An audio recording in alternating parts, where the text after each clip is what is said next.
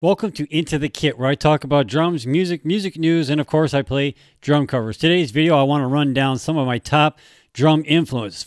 Third on the list, we've got Lars Ulrich.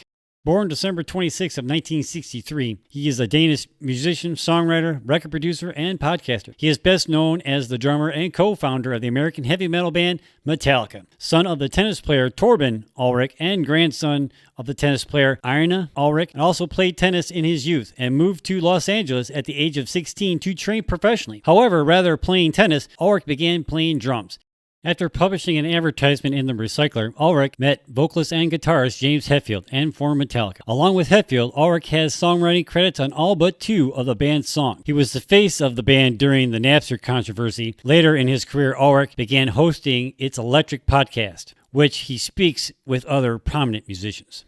Now, Lars has been one of my big drum influence over the years. I think shortly after I learned how to play the drums, I remember a friend of mine bringing like a tape. He goes, "Hey man, you got to check this band out." Now, granted, it's not theirs, but like the first Metallica song I ever heard was "Am I Evil?" Now, again, that's not their song. That's a Diamond Head tune. But I remember hearing that song and that drum roll that's at the beginning, and it just got me hooked. I'm like, oh man, I got to learn that.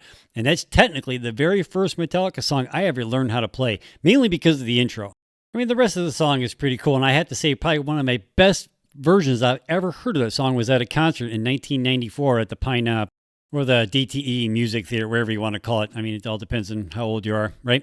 But anyway, that was a really cool show. That was with Suicidal Tendencies and Danzig. That was one hell of a show, I have to say. One hell of a show. Now, a friend of mine got me the ticket, or at least we got tickets through the Metallica Club at the time, and it was like $30. That tells you how long ago that was, right? And he also, by doing that, by going through the club, he also got to where we got backstage passes. So I got to meet Metallica in 1994, and that was awesome. Awesome to say the least. And who knew that at the time, like they were playing with Suicidal Tendencies and stuff like that, I got to actually meet their future bass player, also Rob Terrell, at the same time. But who knew, right? That was really cool. I got to meet all of them backstage and what have you. And that was the tour when, like, Lars Ulrich, he used to have like 4 toms on his rack, and that was like the first tour that he actually took the 2 toms off on the ends. Now, I was like, man, why the hell did he do that? Why did he do that? Now, when I got my opportunity in '94 backstage at the Pine Knob or DTE or whatever, I asked him, like, everybody was all bunched up. I'm like, I got just one question. Everybody just got all nice and quiet. I hate when people do that, but I still had a question. And I'm like, man, what happened to your 2 toms? Stuff like that. He'd like look at me all deadpan. He's like, I lost him. I remember sitting there thinking, you lost 2 pieces to a $30,000 drum set, but the last time you came through, you had 2 of them. You can't like interchange them or whatever. And he must have seen the look on my face, because then he goes, no, actually, I took them off and I moved the hi-hat over for better balance. So I pretty much took it as a pointer from a pro and what have you. And as you can see, I pretty much got my hi-hat almost in the same spot. I wouldn't say exact because I've never actually sat down behind Lars Ulrich's drum kit to actually really know for sure.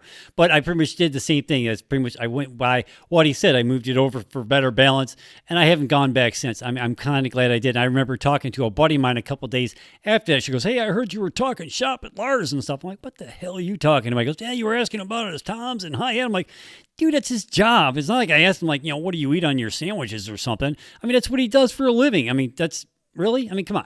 Now I remember that whole Napster controversy and stuff like that years ago. I think he got the short end of the stick, no pun intended. I remember people bitching, like, oh man, they make so much money and blah, blah, blah, blah, blah. I'm like, yeah, man, but that's how they make their money. That whole Napster controversy thing right there years ago, that changed the music industry forever.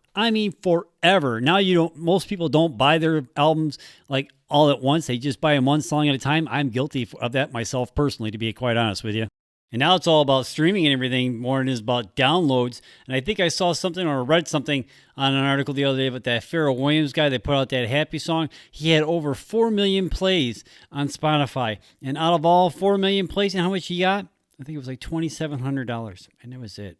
I don't know, man. I think Lars was hoping he was going to get a little bit more support from other artists than he got, but that's just the way it is, and here we are now. So, I don't know. Where does Lars Ulrich land in your top drummer spot? Let me know in the comments down below. Now, if you have any questions or ideas for topics for the show, please send them to the email at the bottom of the screen. I'd love to hear from you. So, see you next time, people.